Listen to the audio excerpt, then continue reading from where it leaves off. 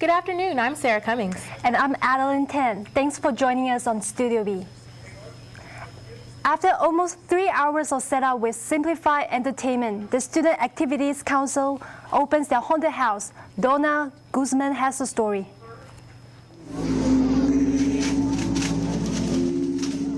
SAC does a ghost hunter, but for the first time, they decided on a haunted house instead. I think that we since saw a need and desire on campus from students to have a haunted house, stuff like that, to have Halloween-themed events because their holidays are always really popular. Within the enclosed house was a maze full of turns, skeletons, hanging corpses, and lights. The crowd of students and families queued for their turn for scary thrills. Erica Bourdain is cautious as to how she'll scare her victims. I'm going to come up behind people so that I have the greatest chance of running away before they can turn around and hit me. The crowd enjoyed the spooks. When you had to squeeze through those places, people started popping out, and the part where there was those things sticking down. It's possible the event will become a Halloween tradition on campus if students continue to ask for scary thrills. This is Donna reporting for Studio B. In light of Halloween being today, we wanted to see what students were doing for it and how they feel about it. Check it out. I think Halloween is a great drinking experience for people. That's honestly what it is, because you go to a party and I mean, yeah, people are dressed up and they're out having fun, but really it's about the Jello shots, it's about the tequila. That's what it ultimately adds up to. I went to 2 parties this weekend. Every single one of them wanted me to get drunk and I was like, no, we're not doing that. I take my niece and nephews trick-or-treating. They love it. They love getting costumes and acting crazy, trying to scare everyone. Well, I actually never cared about it too much. I did as a little kid. I dressed up as a scientist, actually. And that was fun, but I kind of stopped doing that, and I actually never cared for candy myself, so I actually didn't really care for it. I think some people still find it fun, though. I still know some people who dress up and have fun. I think the trick-or-treating aspect of Halloween, I think anyone can do it, especially if you're doing kind of like philanthropic work, like if you're with trick-or-treating for UNICEF, or if you're just like the college student that just wants to go with their friends and, get candy. But I mean, I'm cool with it. I think it's fun. I think as you get older, though, it changes. But I think it's great that people still dress up. I think it's fun. I think everyone should be allowed to wear whatever they want, even skimpy outfits. I think this is like a great excuse to not wear any clothes. While some students find Halloween as just another regular day, others think Halloween is about socializing and dressing up. The main floor of the Radigan Student Center is hosting a live Windows 8 demonstration. Students will be able to interact with the new software on a laptop and a tablet.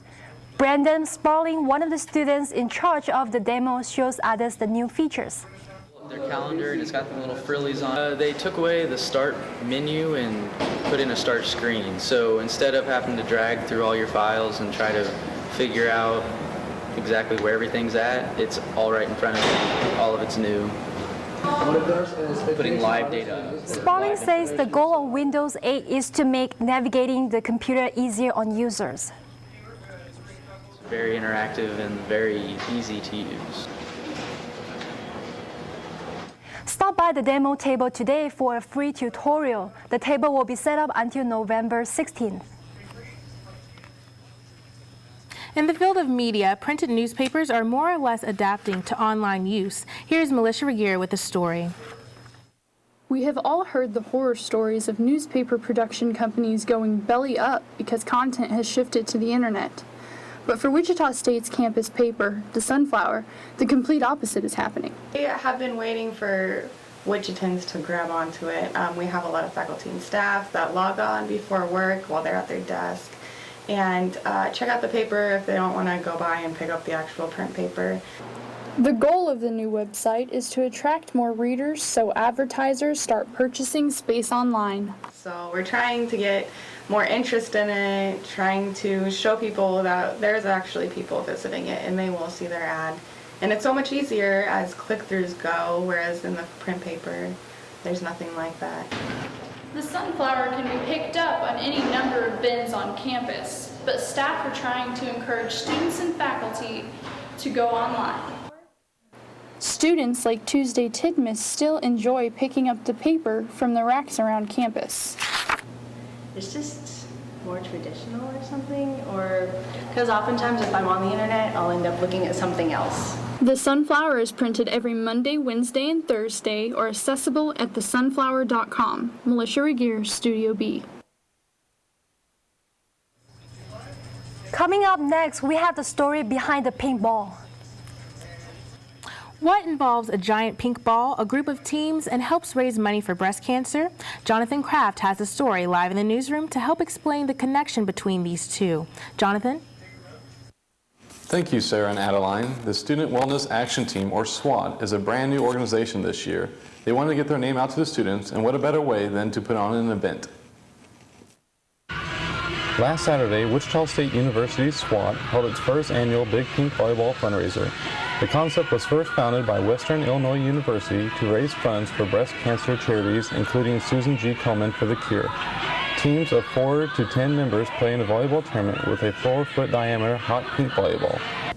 This year's tournament started at 11 in the morning right here at the Heskett Center, and a champion was crowned at 4 in the afternoon. A total of 23 teams participated in this year's tournament, and for its first year, SWAT helped raise a total of $740 that would be donated to the Susan G. Komen right here in Wichita, Kansas. SWAT invited any organization or department on campus to set up a booth at this event. This was a great opportunity for them to share information about their group to anyone that was at the event while waiting for the game to start.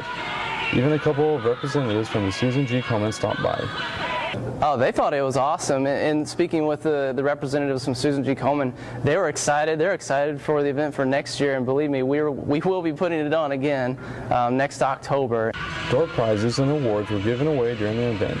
For Best Team Outfits, the winners were Gamma Phi Beta, and they had an interesting and personal story behind these uniforms.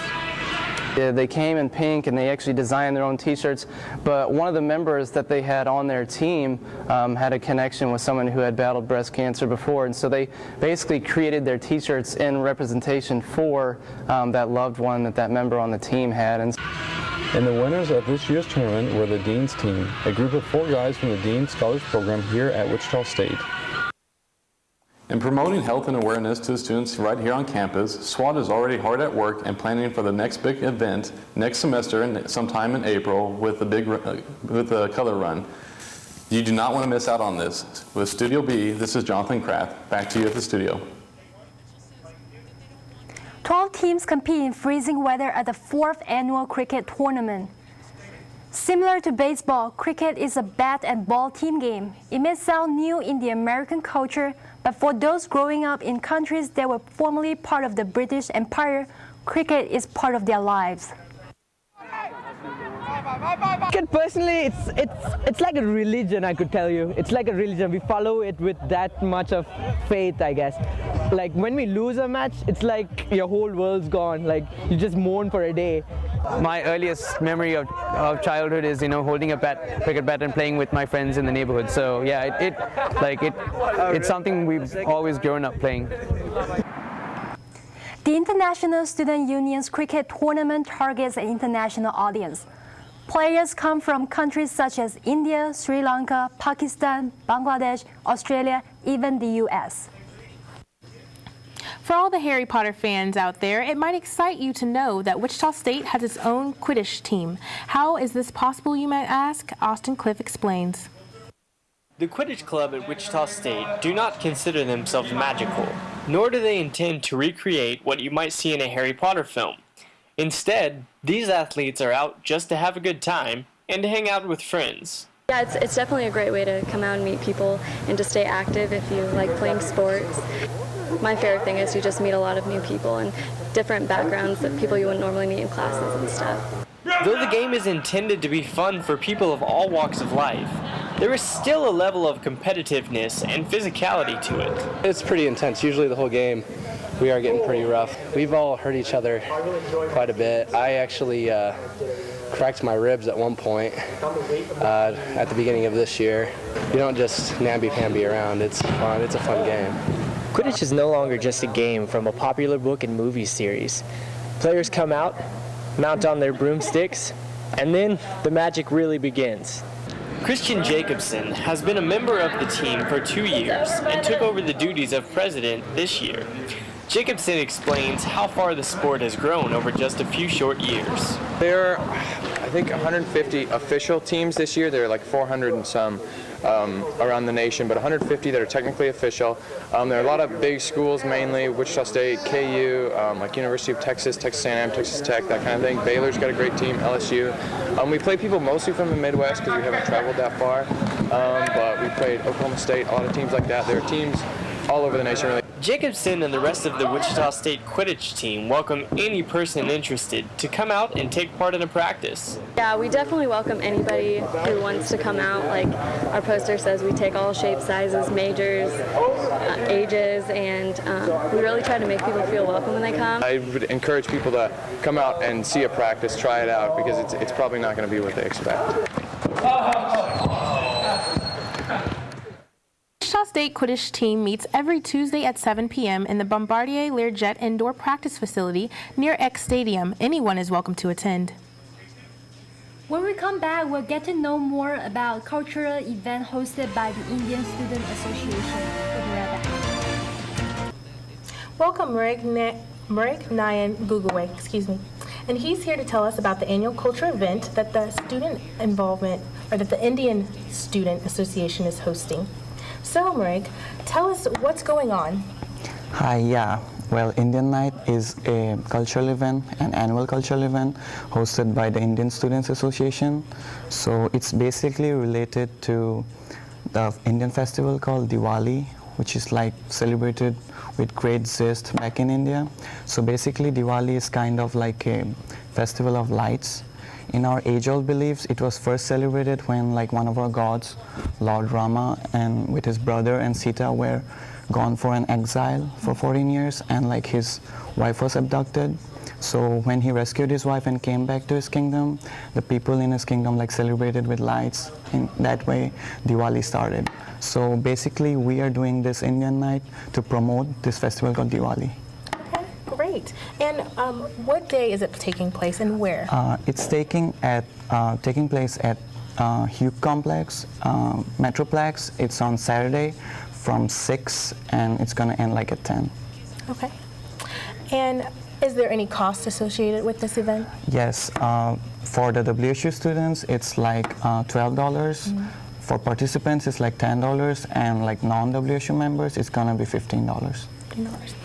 Okay, and then tell me, are you participating in this event? Yes, I am. I'm in a dance group named Rhythm. Like, we are doing kind of oldies, like old Bollywood Hindi songs, so it will be kind of like a medley, which consists of like 4 to 5 songs. 4 to 5 songs? Okay, awesome. And then is this event for everyone, or is it specifically just for the Indian culture? Not really. Anyone from any race, any religion, any country, anyone is like, they can come and join us, support us. So even we have international students who are performing with us. Mm-hmm. So it's a diverse kind of environment right there. Okay. And then what can people expect that maybe they haven't been before? What can they expect to go on in the show? Well, I can say like, in one night, I think people will be there, will at least get to know a little bit about India, about its culture, traditions, language, and the living style of people. So it's like a free knowledge about India for all the international people. Okay, great. And then is there dinner before, or is it just a show? Explain that. Well, yeah, we are going to have a dinner which starts at 6 o'clock. It will be till 6, from 6 to 8, and then the show will start from 8:15. 8:15. Okay, and with that, what kind of foods could we expect? We are going to have very delicious Indian delicacies, which consist of all the Indian traditional food. So it will be like a buffet, and it will be really awesome. Really awesome. What's maybe your favorite dish, or what would you recommend if I went to try? I will let you try chicken biryani. Okay. Yep, it's going to be delicious. It's like a rice, fried rice, and there's chicken and a lot of spices on it. Okay. And then, again, in the show, will there be like trophies or awards, or is it just not a competition? Well, ISA hosted a couple of sports events, so we'll bring like a chief guest, and he's going to like hand out the trophies to all the winners of those sports events. Winners of those sports events. Okay. So, again, just stating, it's Saturday, right? Right. Saturday at 6. And where will we pick up the tickets if we wanted tickets? Well, you can contact any of the ISA members, and also you don't have to worry if you don't get hold of those people. You can just go on the door, and the tickets will be available at the door at the huge Metroplex. Okay. So again, the Indian event takes place this Saturday at the Eugene M. Hughes Metroplex at 6 p.m. sharp. So when we return, find out what the campus hate wall represents. Words can be powerful tools that are used every day. Let's check out some words that one organization wants students to help stop the use of. Bears holds its annual Anti-Hate and Respect Week this week on campus. And a part of that week comes the tradition of signing the hate wall.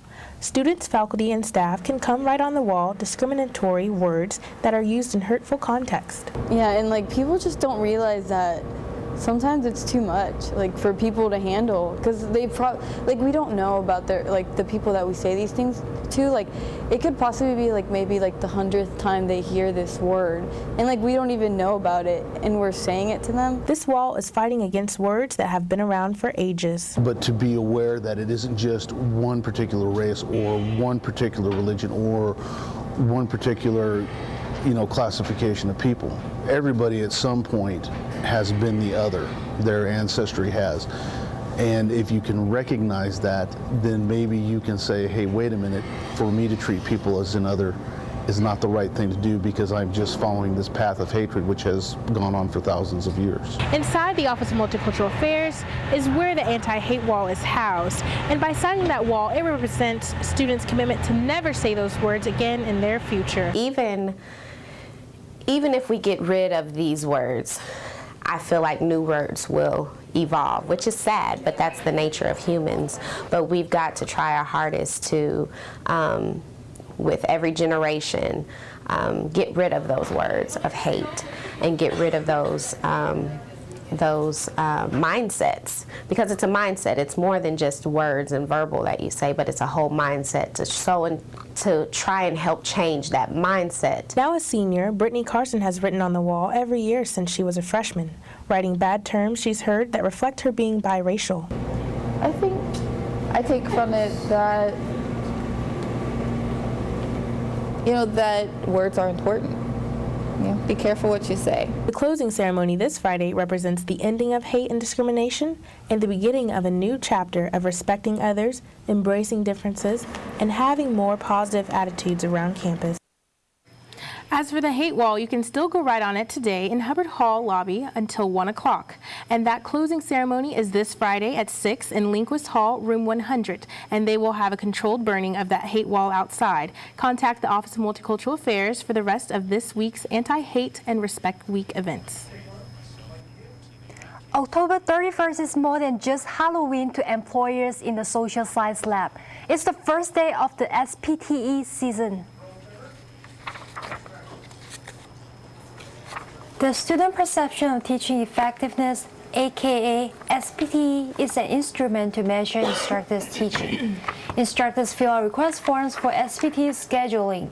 Over 1,200 requests are received this semester. Faculty get a chance to read the results from SPTE, and they can use it to change how they teach. And in some ways, even more importantly, it's used to evaluate what students perceive to be the quality of the particular instructor's teaching. Faculty instructors have their own ways of using the SPTE. Really, I don't think is the best or most effective way to provide us with feedback, but I definitely always look at my students' comments. I think those are more valuable than the evaluation section of it. The SPTE season is here until December 6th. When you see a SPTE proctor in your class, remember to use the bubble sheet and the comment sheet to tell your instructor how you think about their teaching. Don't be surprised next time when you see a stranger standing in front of your class with a yellow envelope. It's the SPTE's time. The Fall's Entrepreneurship Forum series will be one of the most exciting forums in history. The first guest was venture capitalist Paul Alstrom, managing director of Alto Ventures Mexico. Over his career, he was participated in more than 90 venture capital investments. The second program focused on startups via franchising. This session took an in-depth view of the lessons learned in starting a business through franchising. 4 guest speakers from 3 franchisees spoke to students on October 18th. These companies were 2 Men in a Truck, Mathinism, and Title Boxing Club Wichita. The last guest for this fall will be David Green, founder and CEO of Hobby Lobby. He will tell how a $600 investment in making miniature picture frames grew into 516 stores employing 20,000 people. All of these sessions are free and open to the public. The next session takes place November 8th from 3:30 to 4:30 in the afternoon, located in 107 at the Devlin Hall on campus. With the end of October comes the beginning of the last 2 months of the year. For some, the decorations of fall are a reminder of family and warm memories. Wichita State students tell us what this time of year means to them and why they look forward to it each year. Oh, like fall's my favorite season. Actually, I love walking around because you can wear like a jacket and go out. I also like the color of the trees that change. It just reminds me that winter's coming. I'm more of a summer person, but I do get sick of it sometimes, so I'm glad that winter's coming. Well, for me, it's Thanksgiving because that's my favorite holiday. I like how all my family comes together. There's a lot of food, a lot of people, and we just all get together. It's one time a year that it's everything like just works right. Fall, I like the fall because I'm a big fan of the winter. Winter's my favorite season, so it warms you up to winter. You know, it's no longer hot. The leaves are falling. The weather's cool. It makes me thankful. Makes me cherish my mom, sisters, you know, nieces, brothers, everybody. It brings us all together. Brings us closer. Be sure to take a moment to stop and take in some of the great sights fall has to offer here on campus. Well, that wraps it up for this week's Studio B. Have a nice day.